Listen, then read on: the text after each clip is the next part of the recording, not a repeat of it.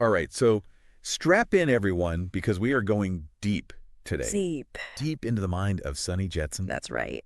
and his Cosmic Naturalistic Harmonic Bactic. Quite a title. It is, and, we got a lot of requests from listeners saying, hey, we want surreal, we want controversial. Yeah. Let's do Sunny Jetsun. So Bring it on. here we are, and we're also going to try to find a poem along the way that speaks to each of us. Okay. Hopefully, without, Getting too lost. getting too lost in the cosmos. Yeah, it's a wild ride. So just to prepare the listener, this is not your typical, sit down, quiet poetry reading. Yeah. It's more like a river. Yeah. It's a torrent of thoughts, images, just like Smashing together. smashing together. Yeah. Less carefully arranged verses. Right. And more like a beautiful, chaotic mess. It's true. And I think one of the things that's really fascinating about it is the sheer volume of work.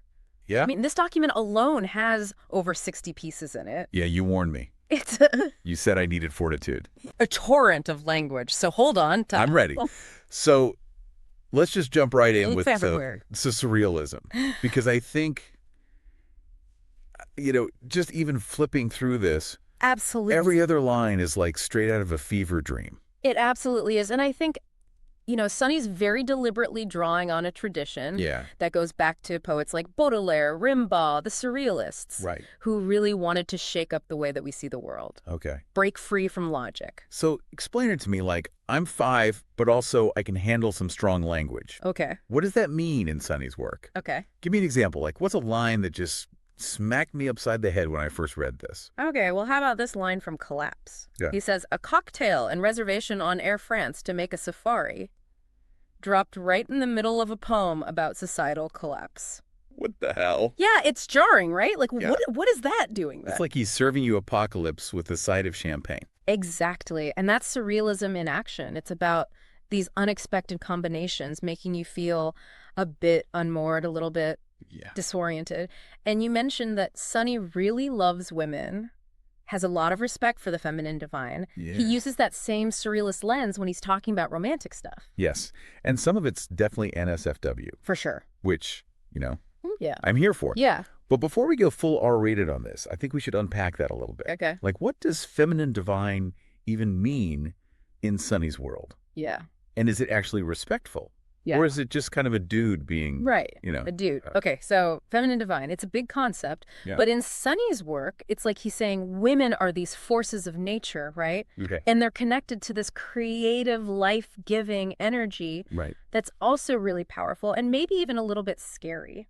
All right. I can kind of see that. Yeah. So not just like, hot chicks, but like Right. goddesses. Yeah, more like goddesses, muses, these sources of inspiration. And the surrealism comes in with how he expresses that. Right. Like that line you mentioned, Hermans Veneris playing in my Milky Way. Dude, that line is wild. Yeah. I mean, is that romantic? Yeah. Is it objectification? Is it both? Yeah. I'm honestly still processing it. I think that's Sunny's brilliance, right? Yeah. It's meant to make you think, to make you feel multiple things at once. Yeah.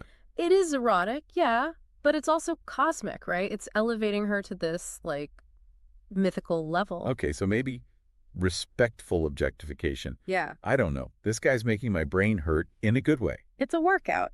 But we're not shying away from the controversial stuff, right? Oh, no. Because you said this document is packed with it. Oh, absolutely. Like, this is Jetsun goes there. buckle up, buttercup. Yeah. Drug use, politics, the environmental crisis. Okay, He's not afraid to piss people off. give me the line Okay. that made you go, whoa, Sunny, chill. There are a lot to choose from. Yeah. But this one from Don't Buy Into Any of Those Lines really hit hard. Okay. Rather put a bullet in their head than give them ketamine. Jesus. Yeah, Okay. That's intense. it is. Not endorsing violence, obviously. No, of course not.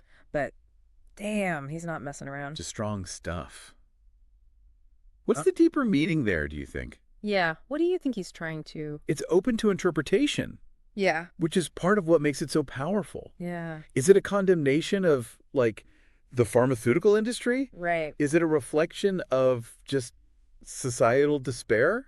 Right. Or is he just trying to shock us awake? Right. Because this dude loves to shock. He Right. does. It's like he's saying, look at the shit show we're living in. Pay attention. Yeah. And maybe a little bit of I'm Sunny Jetsun and I do what I want. Yeah. Which, honestly, Makes me want to high-five him. There is a bit of that, too. But, speaking of not being put in a box, you mentioned we're each going to pick a poem Yeah. that resonates with us. Have you found yours yet? I have, and it might surprise you. Okay. It's called The Greatest Trip I Ever Did. Go ahead. It's got this incredible blend of the real and the surreal visit imagery and the sense of longing for something Okay.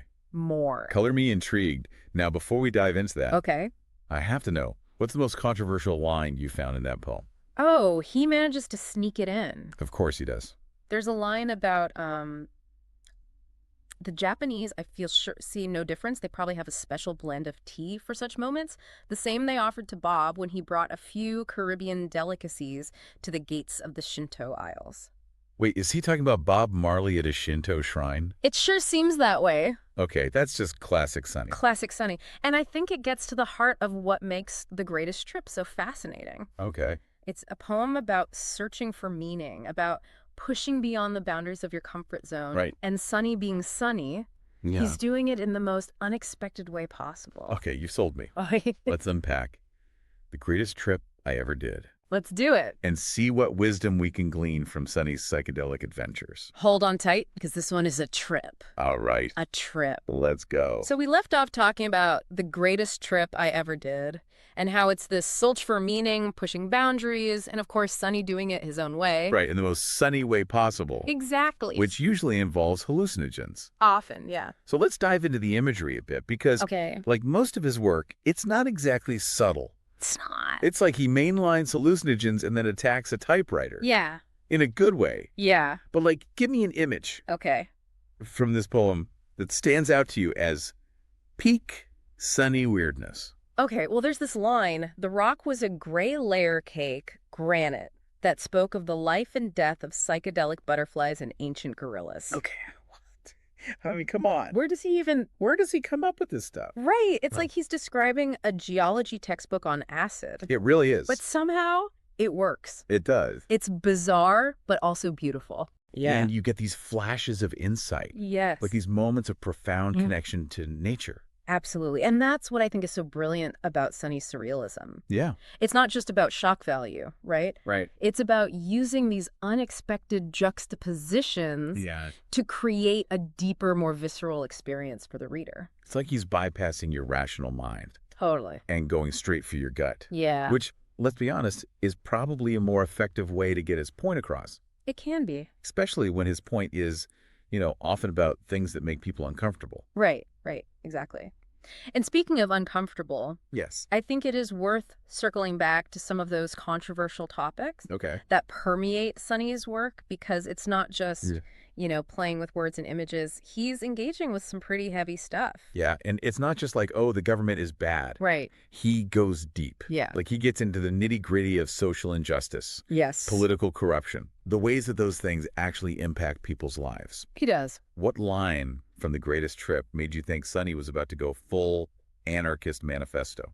There's this moment where he talks about the illusion of security and how it's used to control us. Right. It's not a specific line, but it's that whole section where you feel like he's right on the verge of calling for a revolution. Yeah, like he's peeling back the layers of societal conditioning. Yes. And exposing those mechanisms of power. Absolutely. That keep us trapped in these cycles of oppression. And remember, this is all woven into this psychedelic journey, exploration of consciousness. Yes. It's like he's saying that true liberation isn't just about changing the system. Right. It's about changing your own perception of reality. Whoa. Okay, that's deep. That's deep. It is. So how does this all tie back into the feminine divine stuff? Yeah.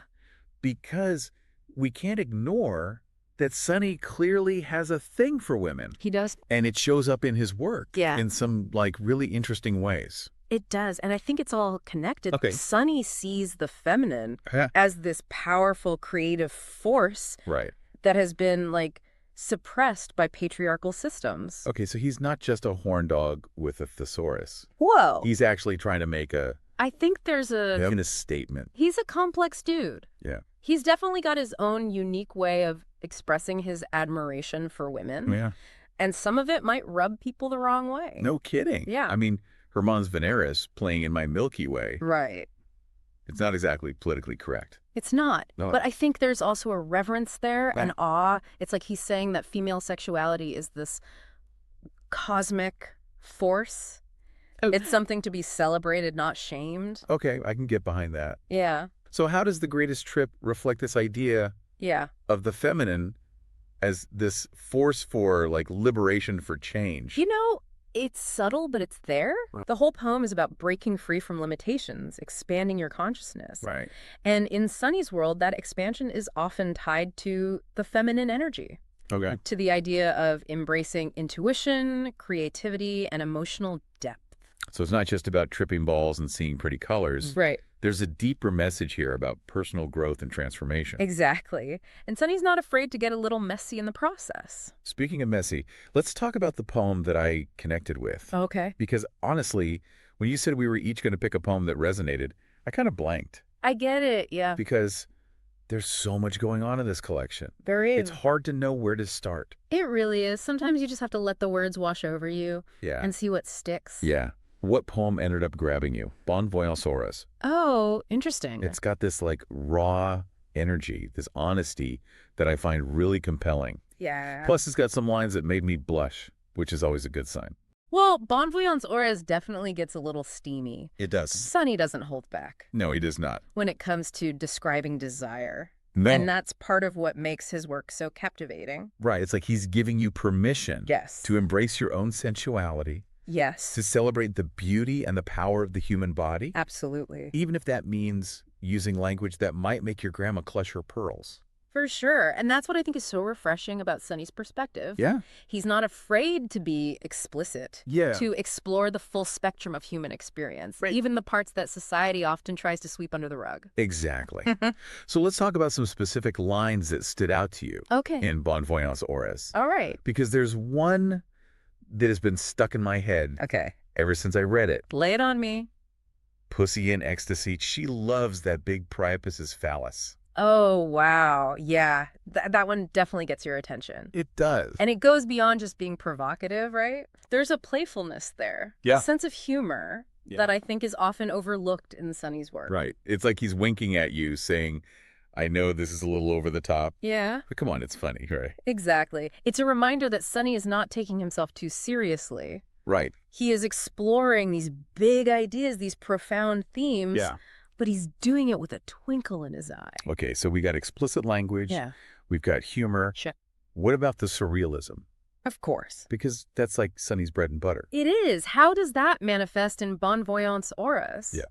Well, I think the whole poem is structured like a dream, Okay. with images and ideas flowing together in this stream of consciousness. Right. You've got references to ancient mythology, pop culture icons, everyday objects, all mashed together in this surreal landscape. Give me an example, because honestly with Sunny, sometimes it's hard to tell I know, right? what's a metaphor Mm-hmm. and what's just him being weird Yeah. for the sake of being weird. Okay, how about this? Her aura glows like a lava lamp in a hippie commune, swirling with colors of desire and liberation. Okay. It's so Sunny. It is. It's like this perfect blend of the mundane and the mystical, Yes. the everyday and the extraordinary. Absolutely. It's like he's saying that magic can be found Yeah. in the most unexpected places. Yes. Even in a cheesy lava lamp from the 70s. Totally. And that's what I love about Bon Voyageaurus. It's Yeah. about finding beauty and wonder in the ordinary. Yes. It's about seeing the world with fresh eyes. And about embracing your own desires, your own sexuality, Yes. without shame or judgment. Absolutely. So Bon Voyageaurus is a love poem, a celebration of the feminine divine, It is. and a psychedelic trip through Sunny's subconscious all rolled into one. Sounds about right. And that's why Sunny Jetsun is such a fascinating artist. Yeah. He defies categorization. Yeah. He's constantly pushing boundaries, challenging norms, and expanding our understanding of what poetry can be. Yeah, he's definitely not for everyone. But for those who are willing to take the journey, his work can be a really powerful It can. and transformative experience. It really can. And that's the beauty of diving deep, right? Right. Sometimes you find these gems in the most unexpected places. Yeah. Like Sunny's humor, for example. Okay. We've talked about his wild imagery, his controversial statements, Right. but there's a definite comedic element to his work Right. that's often overlooked. You're telling me the guy who wrote "Rather put a bullet in their head than give them ketamine" Yes, has a sense of humor. he does. I'm intrigued, Yeah. but also a little scared to see what that looks like. Don't worry, it's not all like dark humor and gallows humor. Okay. Sunny's got a playful side, a wit that shines through in some of his most unexpected lines. Okay, give me an example. Make me laugh. Okay, remember that line from Piano, Piano, Ciao, Chiaroscuro? I do, yeah. He said, "There are no train spotters in Peru." Wait, what? I know, right? That's right. Out of context, it sounds completely random. But within the poem, it's hilarious. Give me some context, because right now I'm just picturing Sunny Jetsun I know. hanging out with a bunch of train enthusiasts in Peru, I know, it's great. which seems unlikely, to say the least. It does. So the poem is all about these like lavish descriptions of European landscapes, Okay. art movements. It's very highbrow, very elitist. Okay, I'm starting to see it. Right. So the line about train spotters in Peru Mm. is like a punchline, Yes. a way of puncturing that pretentious bubble. Exactly. Yeah. It's Sunny's way of saying, don't take yourselves too seriously, folks. There's a whole world out there beyond your fancy art galleries and opera houses. I love that. It's like a reminder that even the most serious topics Yeah, can be approached with a sense of humor, totally. and that sometimes a well-placed joke can be more effective Way more effective. than 1,000 angry rants. For sure. And Sunny is a master of the well-placed joke. Yeah. It's just one more layer to this complex and fascinating artist. Okay, Sunny Jetsun, the cosmic comedian. That's right. Who knew? He's full of surprises, that's for sure. So as we continue this deep dive, I think we should keep an eye out Yeah, for those moments of levity, absolutely. for those flashes of wit Yes. that illuminate even the darkest corners of his work. Sounds like a plan. Because laughter, like surrealism, Yeah. can be a powerful tool for expanding our consciousness and challenging our perceptions of reality. And who knows, maybe by the end of this, we'll all be quoting Sunny Jetsun jokes at parties. Now that's a thought that's both terrifying and strangely appealing. Okay, so we're on this hunt for Sunny Jetsun's hidden humor. We are. And I gotta say, I'm ready to be surprised. Yeah. Because honestly, between the surreal imagery Yeah. and the intense social commentary, Yeah. it feels like sometimes he's just yelling at the universe. He does yell, but Mhm. there's a method to the madness. And like I said, woven through all of that, you find this sly humor, Right. these little winks at the reader that make you realize he's in on the joke. Okay. Remember that line from The Greatest Trip Yeah. about the Japanese and Bob Marley and Oh, of course. the tea ceremony? The Japanese, I feel sure, see no difference. They probably have a special blend of tea for such moments. Mm-hmm. The same they offered to Bob when he brought a few Caribbean delicacies to the gates of the Shinto Isles. It's so good. It's still one of the most bizarre and hilarious things I've ever read. It's pure Sunny, right? It is. This clash of cultures, this absurdity that somehow makes perfect sense in his world. Right. You know, he's playing with stereotypes. Yeah. But there's also this underlying respect, this Yeah. recognition of the beauty in our differences. It's like he's saying, yeah, the world is a crazy, mixed up place. Yeah. But let's not take it too seriously. Let's just, Yeah, have a cup of tea and appreciate the absurdity of it all. exactly. And that's where the humor comes in, I think. Yeah. It's a way of coping with the chaos, Right. of finding light in the darkness. So it's not just about making us laugh. Right. It's about giving us a different perspective. Yes. A way to kind of process the heavy stuff. Exactly. It's like a pressure valve. Okay. You know, a way to release the tension and allow us to see things from a new angle. Yeah. And sometimes that new angle is just plain funny. Okay, so we've got Bob Marley and the tea ceremony. Yeah. What other comedic gems have you unearthed in Sunny's work? All right, let's talk about this title. Do they let Babas into Tibet? Okay. On the surface, it's like a simple question. Right. But knowing Sunny, there's got to be more to it. Right. This is the guy who writes lines like, "Pussy in ecstasy, she loves that big priapus's phallus." He's not exactly shy about pushing boundaries. No. So what's the joke here? Well, think about Sunny's persona. Okay. His whole, like, rebellious, nonconformist attitude. Right. The idea of him, like, politely asking for permission to enter this sacred space Yeah. is inherently funny. Yeah. It's like he's poking fun at the whole concept of spiritual authority. I could see that. Right. It's like he's saying, like, screw the rules. I'm going to debt, whether they like it or not, Yeah. and I'm bringing my bong. Exactly. He's challenging the status quo. He's questioning the gatekeepers. And he's doing it with a mischievous grin. Right. And that's what I think makes his humor so effective. It's subversive. It is. It's thought-provoking. Right. And it's damn funny. So Sunny Jetsun, the cosmic comedian, the rebel with a cause. Yes. And a surprisingly good sense of humor. Who knew? What's the takeaway for our listeners? What should they be paying attention to as they kind of explore his work? I think the most important thing is to keep an open mind. Okay. Don't be afraid to be challenged, to be provoked, to be surprised. Right. Sunny's work is a journey, not a destination. And sometimes that journey takes you to some pretty strange and wonderful places. Exactly. So embrace the absurdity, appreciate the humor, and let Sunny be your guide through the cosmic labyrinth of his imagination. And who knows, you might just discover something new about yourself along the way. That's right. Until next time, keep exploring, keep questioning, and keep laughing. That's it for this deep dive into Sunny Jetsun's Cosmic Naturalistic Harmonic Bactic. Thanks for listening, everybody. Come